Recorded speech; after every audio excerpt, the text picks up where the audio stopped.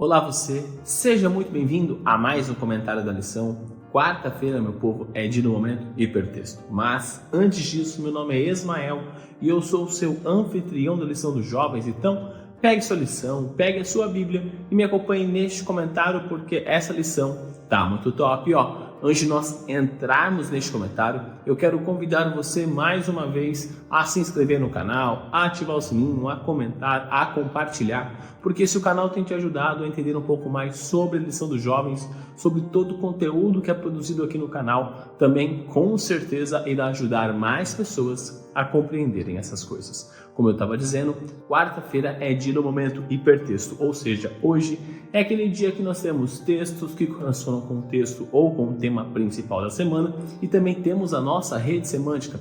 Ismael, o que é esse negócio de rede semântica? Não entendi muito bem esse conceito, então calma meu jovem, calma minha jovem, que eu já vou te explicar. Rede semântica nada mais é do que um joguete de palavras, uma associação de palavras, onde nós temos uma palavra-chave. E partindo desta palavra-chave, nós fazemos algumas associações com outras palavras que vêm à nossa cabeça quando nós olhamos para essa palavra-chave. Por exemplo, a palavra-chave dessa semana é a palavra servidão. E aí, qual é a sua rede semântica? Quais são as palavras que você associa quando você olha para a palavra servidão? Então, faz o seguinte, posta lá no Instagram e me marque, @Ismael_Nunes, que está aparecendo aqui embaixo. E também coloca aqui nos comentários do YouTube, porque além de você estar auxiliando as pessoas que não entenderam muito bem o conceito da rede semântica, você também vai estar propagando a mensagem de Deus a toda a nação, língua, tribo e povo. Uma coisa interessante de olharmos para a servidão, sempre vem um texto na minha mente que é Romanos 6. Lá em Romanos 6, Paulo destaca várias coisas. Ele faz uma discussão entre liberdade, pecado, servidão. E eu quero ler para você alguma parte desse texto para nós conversarmos um pouco nesta quarta-feira. Começando aqui no capítulo 6, no verso 1, Paulo vai dizendo o seguinte, ó. Que diremos então? Continuaremos pecando para que a graça aumente? De maneira nenhuma. Nós, os que morremos para o pecado, como podemos continuar vivendo nele? Ou vocês não sabem que todos nós que fomos batizados em Cristo, Jesus, fomos batizados em sua morte? Portanto, fomos sepultados com ele na morte por meio do batismo, a fim de que assim, como Cristo foi ressuscitado dos mortos, mediante a glória do Pai, também nós vivamos uma nova vida. Então aqui é importante Paulo destacar aqui, porque no finalzinho do capítulo 5, ele fala da justiça, da graça, e ele inicia fazendo uma pergunta. Então, porque a graça existe, nós vamos continuar pecando constantemente? Não, porque se nós acreditamos em Cristo Jesus, nós somos batizados nele e nós morremos em Cristo, nós renascemos em Cristo, ou seja, a minha vida passada ela deixa de existir. Eu preciso escolher continuar uma nova vida com Cristo Jesus, iniciar, mudar. E é exatamente isso que Paulo está destacando aqui. Olha no verso 5, ele continua.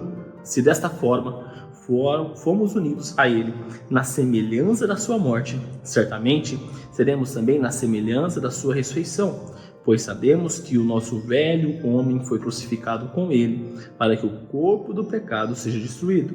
Não mais sejamos escravos do pecado, pois quem morreu foi justificado do pecado. Ora, se morremos com Cristo, cremos também que com ele viveremos, pois sabemos que, tendo sido ressuscitado dos mortos, Cristo não pode morrer outra vez. A morte não tem mais domínio sobre ele, porque morrendo, ele morreu para o pecado uma vez por todas, mas vivendo, vive para Deus.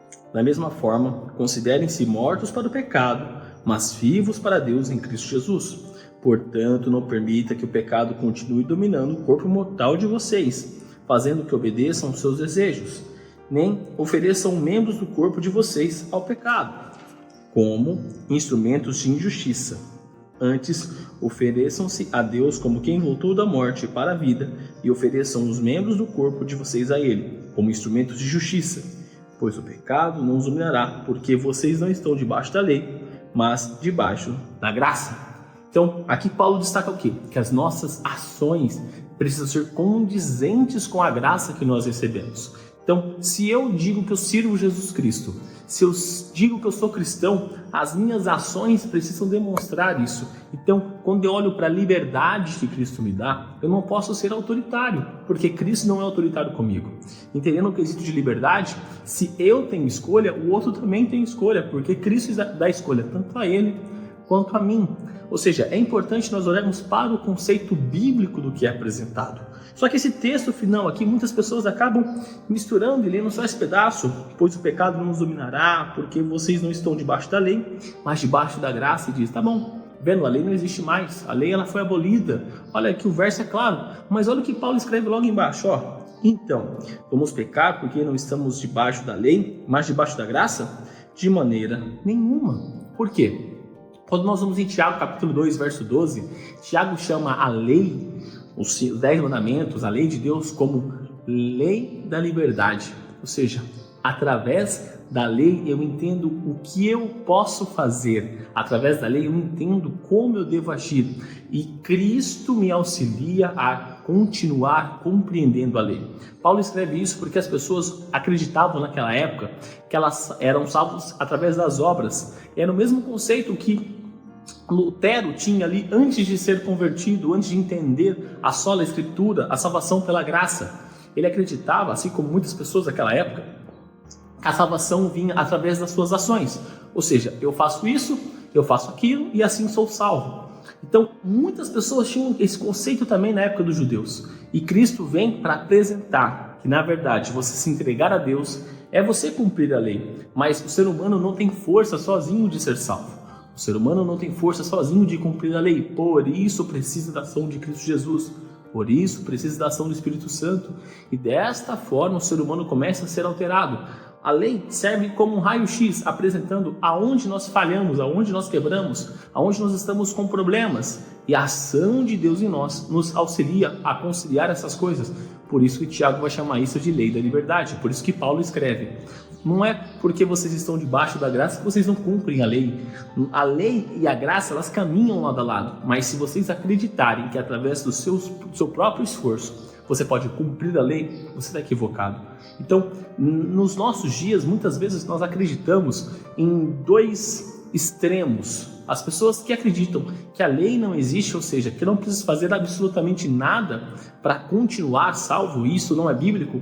Afinal de contas, Paulo fala que nós fomos salvos, que nós estamos sendo salvos e que nós vamos ser salvos no capítulo 8, 9 e 10 de Romanos. Então, isso é importante nós entendermos. Ou seja, eu conheci a Cristo, justificado, fui salvo, meu relacionamento diário com Cristo, salvação diária, santificação, eu continuo sendo salvo, no futuro, glorificação, eu serei salvo. Ou seja, a salvação ela é dividida em 3 etapas, 3 momentos, porém, nós temos o outro extremo, das pessoas que acreditam que pelas próprias ações elas podem ser salvas, que pelas próprias ações elas podem simplesmente entrar no método, no meio na qual elas são salvas. E olhando para esses dois extremos, nenhum dos dois estão corretos. O correto é o que a Bíblia apresenta. Eu sou salvo pela graça de Cristo Jesus. É o sangue de Cristo que me salva. Mas é a minha escolha de deixá-lo agir em mim ou não, que contribui, que facilita, que me fortalece a continuar todos os dias aceitando e vivendo por Cristo Jesus. A todos os dias ser salvo. Para quando Ele volte em poder e grande glória, para quando Ele voltar, quando Ele vier com seus anjos, aí sim, a salvação será completa, porque não existirá mais nenhum traço de pecado no planeta Terra. Salvação passada, crucificação, justificação, Cristo Jesus nos dá a graça. Salvação presente, a graça de Cristo trabalha em mim e me habilita para trabalhar para Ele, para que no futuro, quando Ele voltar em poder e grande glória, todo o pecado seja eliminado e aí sim estaremos unidos para toda a eternidade com o nosso Cristo Jesus. Neste momento eu convido você a fechar os seus olhos e orar comigo. Querido amado Deus, obrigado Pai por mais um dia, obrigado Pai pela oportunidade que o Senhor nos dá de estarmos vivos, de estarmos na sua santa presença. Gratos somos, pois mais uma vez o Senhor trabalha no nosso coração, o Senhor nos traz essas verdades, na qual a liberdade está impressa na tua palavra. A liberdade está impressa no teu caráter, meu Pai. Nós entendemos que a lei existe, que a graça existe e que eu não posso ser salvo só pela graça e não fazer nada que compreenda, que seja habilitado. Afinal de contas, nós somos habilitados pelo Senhor a cumprirmos a lei, mas também não existe nada que eu possa fazer para ser salvo. É uma ação única e exclusivamente sua de salvação para conosco, meu Pai.